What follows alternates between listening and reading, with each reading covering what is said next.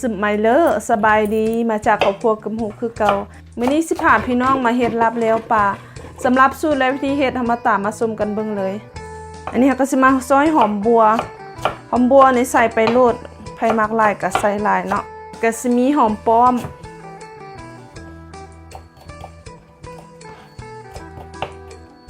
แล้วก็สิมีผักแผ่วพี่น้องซอยเห็ดตอนน้อยๆแบบนี้แล้วก็สิมีใบ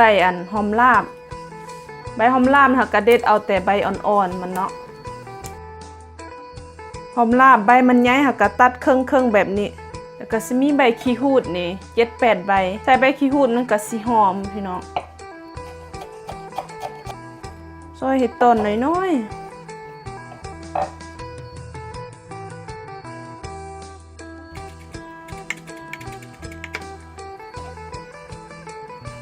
มะเขือนี่ค่อยใส่10 หน่วย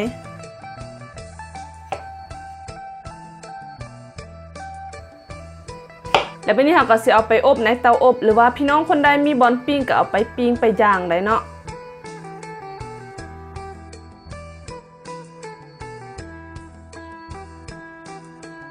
แล้วเป็นนี้ก็เอาไปเข้าในเตาอบเราจะอบด้วยไฟ230 องศาใช้เวลาอบ30 นาที35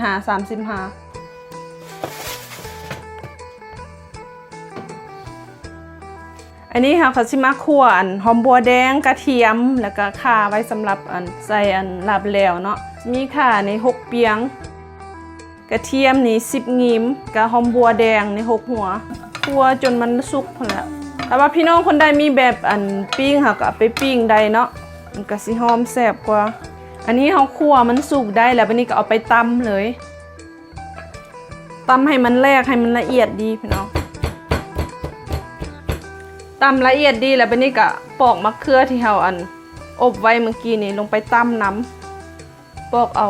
เปลือกมันออกแบบนี้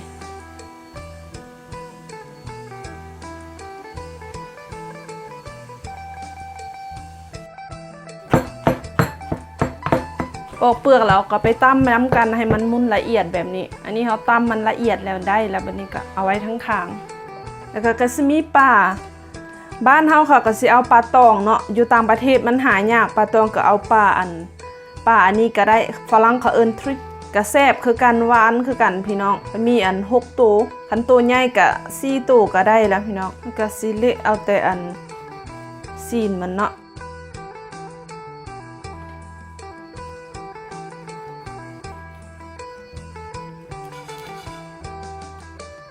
กระดูกเฮาก็เอาไปต้มเห็ดน้ำซุปน้ำปรุงลาบแล้วเนาะอันนี้เขาก็สิมาต้มน้ำซุปสำหรับปรุงลาบแล้วเนาะในหม้อเขาใส่น้ำ1 ลิตรใส่ใบขี้หูด4-5 ใบใส่หัวชิงไข่หัวหนึ่งก็ใส่เกลือ1 บวงตักกินแล้ววันนี้ก็ใส่มะขามเปียก1 บวงกาแฟแล้วก็ใส่หัวปลาที่เราคั่วไว้เมื่อกี้นี่ลงไปต้มปลาไว้แบบนี้บ่ต้องคนต้มประมาณ20 นาทีก็สุกแล้วเนาะกลับมาเบิ่งปลาที่เฮาต้มไว้เมื่อกี้เห็นบ่สุกได้แล้วบัดนี้ก็ป้งหม้อเลยอันนี้ก็สิมาเฮ็ดน้ำซุปน้ำปรุงลาบแล้วตักเอาน้ำที่เฮาต้มหัวปลาเมื่อกี้นี่ตักใส่ประมาณครึ่งลิตรนี่แหละ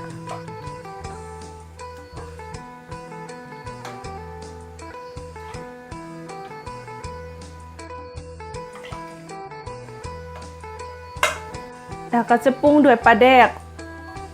นี่ใส่3 บวงตักกินแล้วก็ใส่น้ำปลาลงไป2 บวงตักกินซีมเอาเด้อถ้าปลาแดกเค็มก็ลดน้ำปลาได้ใส่เกลือ1 บวงกาแฟแป้งนัว1 บวงกาแฟมากหลายก็ใส่หลายโลดเดี๋ยวบัดนี้ก็ต้มพอให้เครื่องผสมมันเข้ากันเนี่ยอันนี้เราต้มน้ำมันฟดแล้วได้แล้วบัดนี้ก็ปรุงหม้อเลยแล้วก็ป้าไว้ให้มันเย็นจังน้อยจึงมาใส่กับลาบแล้วอันนี้ค่อยเละออกจากกระดูกหมดแล้วบัดนี้ก็เอากลางมันออกพี่น้องมันจะมีทั้งมันจะมีกลางน้อยๆแบบนี้เอาออกให้เบิดเลยเด้อในเมื่อเราเอากลางออกเบิดแล้วบัดนี้ก็ขูดเอาแต่ซีนมันนะเอาบ่วงแบบนี้ขูดเราจะต้องเอากลางมันออกเบิดเด้อขูดแบบนี้จนหมด ก็สิได้อันปลาเนื้อปลาแบบนี้แล้วบัดนี้เราก็สิมาฟักให้มันมุนให้มันละเอียดนะซับมันมุนมันละเอียดดีแล้วบัดนี้ก็เอาไปตำอีกแล้วบัดนี้เราก็เอาไปตำจนมันมุนละเอียดดีพุ่นนะพี่น้องดิเฮาตำอันปลามันก็เริ่มละเอียดดีแล้วบัดนี้เฮาก็ใส่น้ำซุปที่เฮาปรุงไว้เมื่อกี้นี่ตอกใส่น้ำซุปจะต้องเย็นเด้อพี่น้องต้องปะไว้ให้มันเย็นก่อนแล้วบัดนี้ก็ตำต่อพี่น้องตำคนไปคนมาแบบนี้จนว่ามันแล้วพุ่นแหละ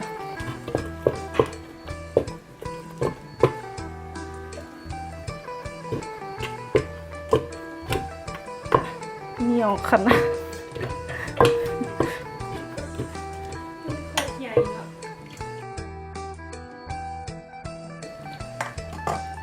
เติมน้ำซุปแล้วก็ข้นแล้วก็ตำ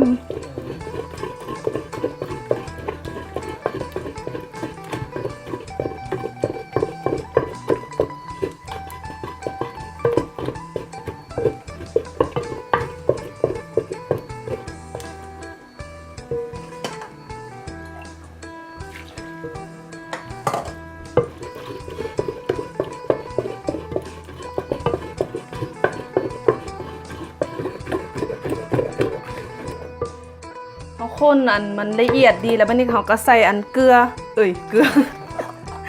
เขาก็ใส่มะเขือแล้วก็อันเครื่องที่เราตำไว้เมื่อกี้นี่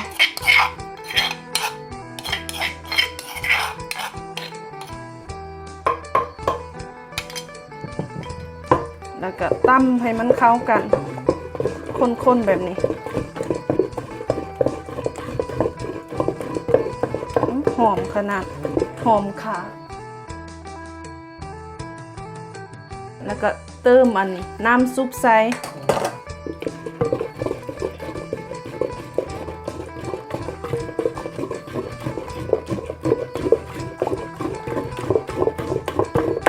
ตัวคนๆแบบนี้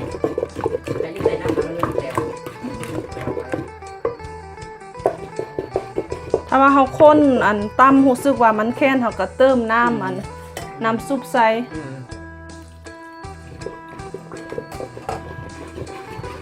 ก็ข้นต่อแบบนี้ต้องใส่เวลาตรงอันมีกล้ามเด้อคันอยากกินลาบแล้ว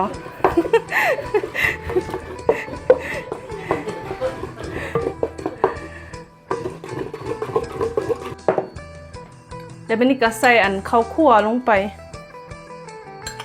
ใส่ลงไป2 บวงก่อนแล้วก็คนแบบนี้หอมข้าวคั่ว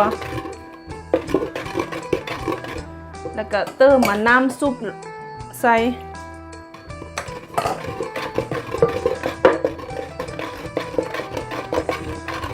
สิมีกล้ามตอนนี้แหละ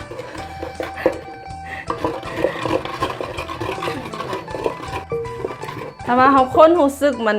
อยากแค้นเขาก็เติมน้ำปรุงใส่อีก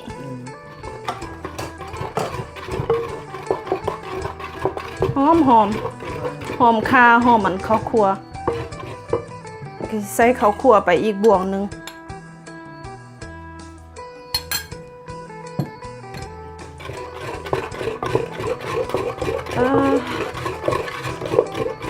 ตีคนแบบนี้แหละพี่น้อง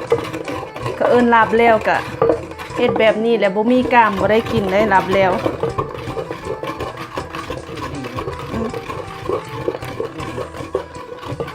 เห็นบ่มันขึ้นแมวตอนทำอิฐหันน้อยเด็กเขาค้นแล้วมันขึ้นนะเขาใส่ข้าวคั่วแล้วเขาก็ค้นแบบนี้โอ้ยหมดแห้งแล้วพี่น้อง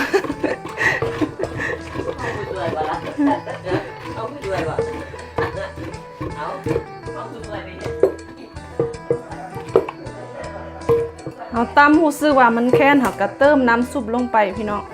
สังเกตเบิ่งเด้อเขาใส่หลายโพดมันก็สิแล้วโพดมันสิเป็นน้ำนะแล้วก็คนรู้สึกว่ามันแค้นเขาก็เติมน้ำลงไปต้องได้มีแห้งมีกำลังเนาะอันนี้เขาคนกวักประมาณ30 นาทีค่ะก็สิได้ลาบแล้วแบบนี้ เดี๋ยวบัดนี้ก็ใส่มักเผ็ดลงไปมักเผ็ดนี่ค่อยใส่1บวงตักกินถ้ามักเผ็ดก็เพิ่มได้เนาะแล้วก็ใส่ใบขี้หูดลงไปแล้วก็คนให้มันเข้ากันพี่น้อง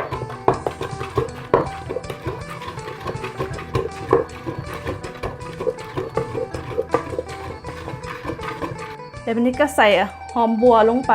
หอมป้อมผักแพรวหอมลาบเดี๋ยววันนี้ก็คนให้มันเข้ากันพี่น้องเด้โอ้ยมาเด้อพี่น้องคุยกับข้าวเหนียวเนี่ยสุดยอดแซ่บ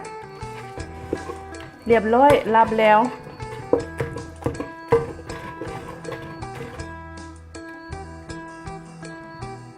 น้ำซุปนี่ค่อยบ่ได้ใส่หมดเด้อพี่น้องเด้เหลือน้อยนึง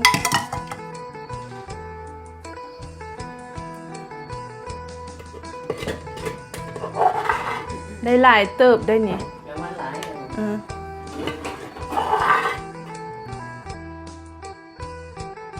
แล้วเป็นก็โหยหอมบัวใส่โหยหอมป้อมโหยหอมลาบแล้วเรียบร้อยพี่น้องเด้ลาบแล้วตาแซ่บขนาดประเภทผักเขาก็จะมีอองยิ้วแต่ว่าบ่ฮู้ภาษาบ้านเขาเอิ้นหยังเนาะแล้วก็มักแตงผักหอมลาบสลัดมักเผ็ดแล้วก็อาราดีมีผักอีหยังค่ะกับอันนั้นเนาะแล้วแต่ตามใจเฮามักลองไปเฮ็ดกินเบิ่งเด้อสำหรับมื้อนี้ขอลาไปก่อนพบกันในคลิปต่อไปถ้ามักก็กดไลค์ถูกใจก็กดแชร์ได้เด้อสมัยเหลือบ๊ายบาย